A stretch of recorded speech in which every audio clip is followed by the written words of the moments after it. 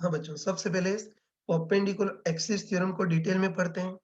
ठीक, तो मैंने तुमको अभी बताया था कि किसी भी एक्सिस के अबाउट मोमेंट ऑफ इनर्शिया पता हो और उसके परपेंडिकुलर किसी एक्सिस के अबाउट निकालना हो तो हम परपेंडिकुलर एक्सिस थ्योरम लगाते हैं। तो देखो ये परपेंडिकुलर एक्सिस थ्योरम क्या होती है उसको डिटेल में तो हम आगे पढ़ेंगे, लेकिन तुम अच्छे ध्यान रखना कि इस परपेंडिकुलर एक्सिस थ्योरम में भी एक तो रिस्ट्रिक्शन मतलब लिमिटेशन है, लेकिन साथ में एक छूट भी है। तो चलो पहले देखते हैं कि इसमें लिमिटेशन क्या होती है वो देखते हैं, है ना? तुम अच्छे ध्यान रखना कि जो परपेंडिकुलर एक्सिस थ्योरम होती है वो ओनली फ्लैट ऑब्जेक्ट मतलब जो 2 डायमेंशन ऑब्जेक्ट होते हैं, मतलब प्लेट के जैसे जो चपटे ऑब्जेक्ट होते हैं उसी के लिए वैलिड है, बाकी 3 डायमेंशन ऑब्जेक्ट के लिए वैलिड नहीं होती है ना? तुम अच्छे ध्यान रखना कि परपेंडिकुलर एक्सिस थ्योरम जो फ्लैट ऑब्जेक्ट होते हैं, मतलब जैसे कोई फ्लैट डिस्क है या कोई फ्लैट रेक्टेंगुलर प्लेट है, ऐसे फ्लैट या 2 डायमेंशनल ऑब्जेक्ट के लिए वैलिड होती है, बाकी 3 डायमेंशनल ऑब्जेक्ट मतलब जैसे कोई सॉलिड स्फीयर है, सिलेंडर है, कोन है, उन 3 डायमेंशनल ऑब्जेक्ट के लिए वैलिड नहीं होती है, केवल फ्लैट ऑब्जेक्ट या चपटी प्लेट्स के लिए वैलिड होती है। इसीलिए बुक में इसको perpendicular axis theorem for lamina बोलते हैं। लेमिना मतलब प्लेट ये बोलते हैं। ये तो लिमिटेशन तो देख ली कि ये फ्लैट या प्लेट्स के लिए वैलिड है, 3D ऑब्जेक्ट के लिए वैलिड नहीं है। लेकिन साथ में इसमें एक छूट भी मिली हुई है। ठीक है, तो इसमें रिलैक्सेशन है ना? इसमें रिलैक्सेशन ये है कि परपेंडिकुलर एक्सिस थ्योरम में एक्सिस का जो इंटरसेक्शन पॉइंट है वो सेंटर ऑफ मास से पास होना जरूरी नहीं है। या सिंपल शब्दों में ये बोल सकते हैं कि इस परपेंडिकुलर एक्सिस थ्योरम का सेंटर ऑफ मास से कोई लेना देना नहीं है। ये तो हमने लिमिटेशन और छूट पढ़ ली। अब चलो एक बार देखते हैं कि परपेंडिकुलर एक्सिस थ्योरम होती क्या है वो देखते हैं। तो देखो इसको डिराइव हम आगे करेंगे। अभी मैं ये परपेंडिकुलर एक्सिस थ्योरम क्या होती है वही बता रहा हूँ। तो चलो इस बार मान लेते हैं कि प्लेट जैसा कोई फ्लैट ऑब्जेक्ट है ना? मान लेते हैं प्लेट जैसा कोई फ्लैट ऑब्जेक्ट है। अब ऐसा करते हैं कि इस प्लेट के प्लेन में लाई करने वाला कोई एक्सिस बनाते हैं। चलो इसको एक्स एक्सिस बोल देते हैं और मान लेते हैं कि इस एक्सिस के अबाउट इसका moment of inertia I x है।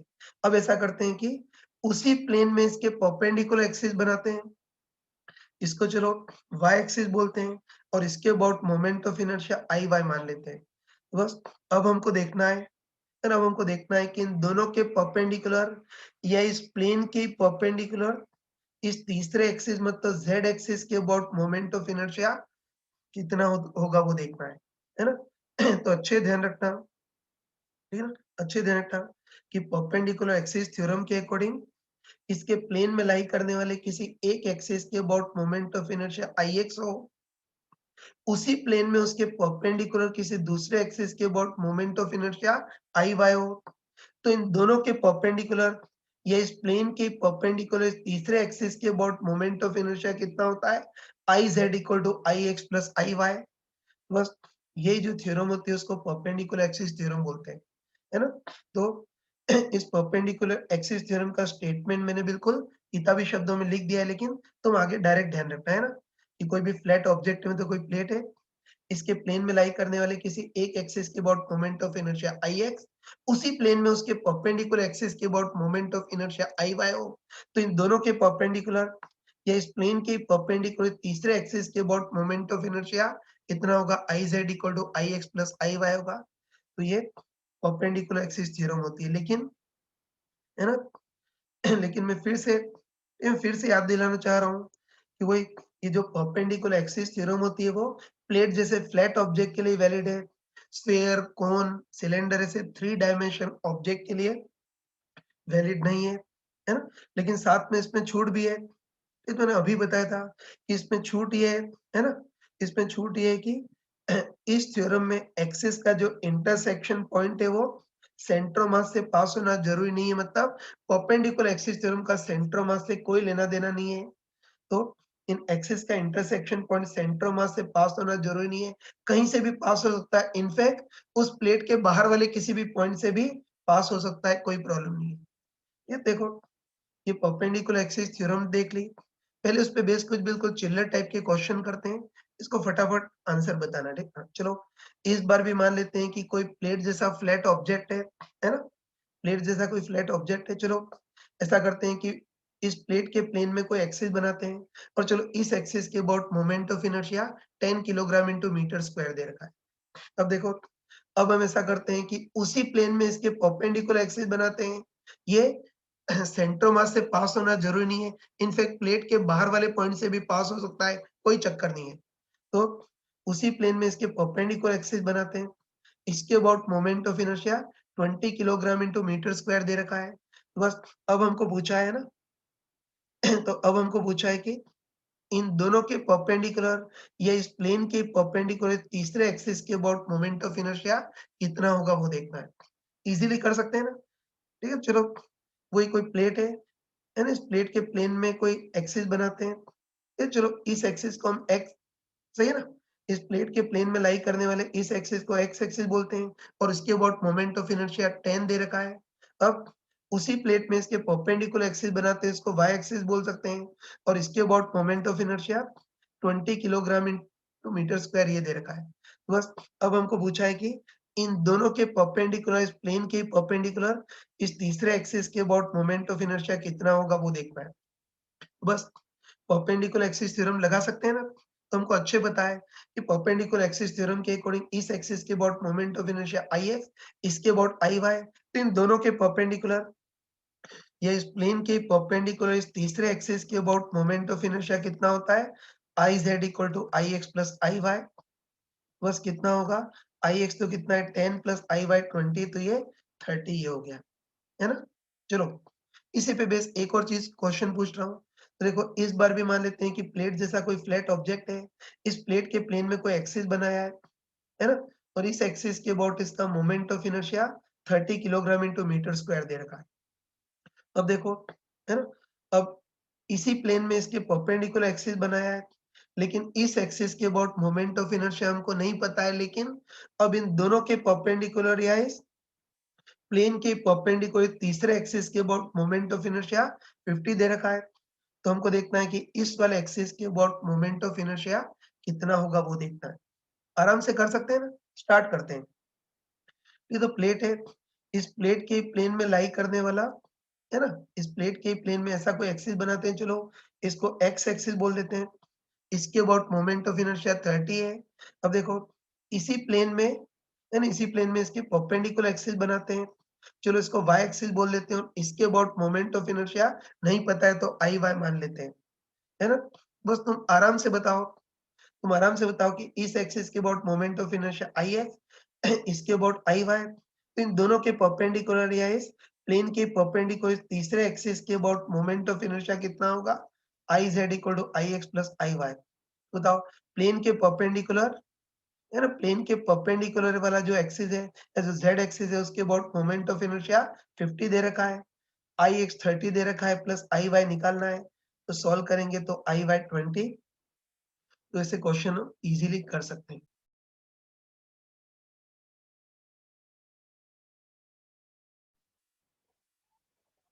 हाँ बच्चों, अभी तो हमने परपेंडिकुलर एक्सिस थ्योरम के कुछ चिल्लर टाइप के क्वेश्चन किए थे, लेकिन अब हम परपेंडिकुलर एक्सिस थ्योरम के कुछ मेन क्वेश्चन करते हैं, ठीक है? देखो, इस बार हमको दे रखा है कि कोई यूनिफॉर्म पतली डिस्क है जिसका मास m और रेडियस r है ना? और हमको अच्छे पता है कि इस डिस्क का इस सेंट्रल एक्सिस के about moment of inertia mr square by 2 होता है, हम निकाल चुके हैं। सेंट्रल एक्सिस मतलब समझते हो ना? कोई सेंट्रोमास से पास होने वाला और प्लेन के परपेंडिकुलर, इसको जेड एक्सिस भी बोल सकते हैं ना? तो है ना, हमको अच्छे पता है कि डिस्क का सेंट्रल एक्सिस या जेड एक्सिस के अबाउट तो moment of inertia mr square by 2 होता है। लेकिन लेकिन इस बार हमको पूछा है कि डिस्क का इस डायमेट्रिकल एक्सिस के अबाउट मोमेंट ऑफ इनर्शिया कितना होगा वो देखना है। तो देखो, है ना? तो देखो तुम देखते ही बताओ कि डिस्क का सेंट्रल एक्सिस या जेड एक्सिस के अबाउट मोमेंट ऑफ इनर्शिया पता है और हमको डायमेट्रिकल एक्सिस के अबाउट निकालना है, मतलब इसके परपेंडिकुलर किसी एक्सिस के अबाउट निकालना है। तो बस इसके परपेंडिकुलर किसी एक्सिस के अबाउट निकालना है तो हम परपेंडिकुलर एक्सिस थ्योरम लगाएंगे। और देखो ऐसे केस में परपेंडिकुलर एक्सिस थ्योरम लगाने की एक स्किल होती है। ये देखो, इस डिस्क का डायमेट्रिकल एक्सिस के अबाउट मोमेंट ऑफ इनर्शिया निकालना है, तो चलो मान लेते हैं इस डिस्क का डायमीटर के about moment of inertia I not है। अब देखो, अब हम क्या करते हैं कि इसी के प्लेन में इसके परपेंडिकुलर एक्सिस बनाते हैं, है ना? वो एक इसी के प्लेन में इसके परपेंडिकुलर एक्सिस बनाते हैं। तुम स्मार्टली बताओ कि इस डायमीटर के about moment of inertia I not है, तो सिमेट्रिकली इस डायमीटर के अबाउट भी आई नॉट ही होगा। बस अब तुम है ना अब तुम स्मार्टली बताओ कि डिस्क का इस एक्सिस के अबाउट भी moment of inertia I not है, इस एक्सिस के अबाउट भी आई नॉट है। तो बताओ इन दोनों के परपेंडिकुलर या इस प्लेन के परपेंडिकुलर इस तीसरे एक्सिस के अबाउट कितना होगा? I naught plus I naught मतलब 2 आई नॉट, और उसकी वैल्यू कितनी है एक्चुअली? mr स्क्वायर बाय 2 है। तो 2 I naught equal to mr square by 2, तो I naught equal to mr square by 4 हो गया, ठीक ना? ये तो अच्छे ध्यान रखना कि परपेंडिकुलर एक्सिस थ्योरम लगाने की ये स्किल होती है, तो ध्यान रखना। एक एक डिस्क का z एक्सिस के about mr square by 2 moment of inertia होता है, हमको पता है। डायमीटर के अबाउट कितना होगा, तो स्किल वही है यार। एक मान लेते हैं कि डायमीटर के about moment of inertia I not है। तो अब हम क्या करते हैं, उसी के प्लेन में इसके परपेंडिकुलर एक्सिस बनाते हैं, तो बस इस डायमीटर के about moment of inertia I not है, तो सिमेट्रिकली इस डायमीटर के अबाउट भी आई नॉट ही होगा। बस इसके अबाउट आई नॉट, इसके अबाउट भी आई नॉट, तो इन दोनों के परपेंडिकुलर इस प्लेन के परपेंडिकुलर इस तीसरे या z एक्सिस के अबाउट मोमेंट ऑफ इनर्शिया कितना होगा? I naught plus I naught मतलब 2 आई नॉट, और z एक्सिस के अबाउट एक्चुअली है कितना? mr स्क्वायर बाय 2, तो 2 I naught should be equal to mr square by 2, तो I naught equal to mr square by 4। तो इससे हम क्लियरली बोल सकते हैं कि डिस्क का सेंट्रल एक्सिस के अबाउट मोमेंट ऑफ इनर्शिया अगर mr स्क्वायर बाय 2 हो, तो डायमेट्रिकल एक्सिस के अबाउट मोमेंट ऑफ इनर्शिया उसका आधा होगा, मतलब mr स्क्वायर बाय 4 होगा। हाँ बच्चों, अब सेम क्वेश्चन रिंग के लिए भी कर सकते हैं ना? तो चलो इस बार मान लेते हैं कि कोई यूनिफॉर्म पतली सी रिंग है, इसका भी मास m और रेडियस r है। तो इस रिंग का सेंट्रल एक्सिस के अबाउट मतलब सेंट्रोमास से पास होने वाला प्लेन के परपेंडिकुलर, है ना? तो इस रिंग का सेंट्रल एक्सिस है इस z एक्सिस के अबाउट, तो मोमेंट ऑफ इनर्शिया हमको पता है mr स्क्वायर होता है। लेकिन हमको देखना है कि इस रिंग का इस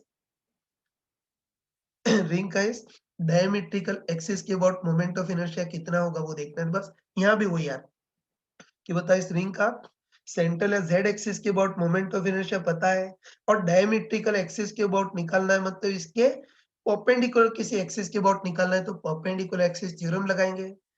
और यहाँ भी वही स्किल है यार, है ना?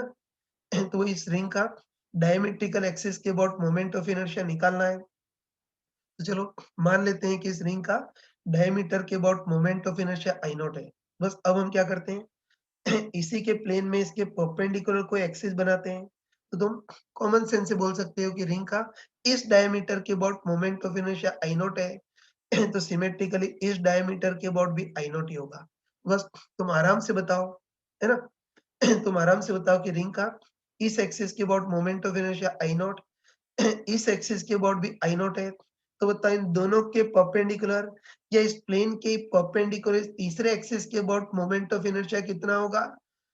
आई नॉट प्लस आई नॉट मतलब 2 आई नॉट, और बताओ इस z एक्सिस के about moment of inertia actually है कितना? mr square.